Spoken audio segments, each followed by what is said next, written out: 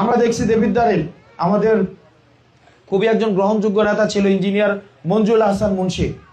এরপরে এত গ্রহণযোগ্য নেতা আসে নাই, এটা বাস্তবতা, আসে নাই এবং আসার সম্ভাবনাও নাই।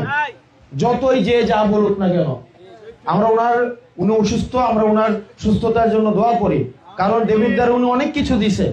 ধরেন উনি বিএনপির রাজনীতিবিদ, এখন এই আদর্শিক কারণে কি ধরেন আমি বিএনপির রাজনীতি করি না, এখন কি আমার ধরেন হুদাই উনাকে আমার গালাগালি করবো, এটা কি উচিত? উনি দেবিদ্বারের জন্য যতটা করছে এটা আমাদের কি সম্মান করে স্বীকার করতে হবে। এটা সম্মান যদি না করি তাহলে হচ্ছে আমরা অকৃতজ্ঞ হয়ে যাব না? কিন্তু এটাও সত্য আবার একই সাথে সাথে উনার পরে আমরা আশাহত হইছি, আমাদের নতুন করে আবার স্বপ্ন দেখতে হবে, আমাদের সবার মধ্যেই ভালো কাজের প্রতিযোগিতা হোক।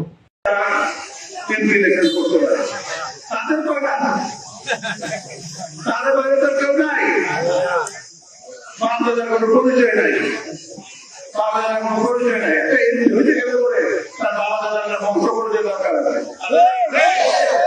কি পরিচয় দেবো আমরা?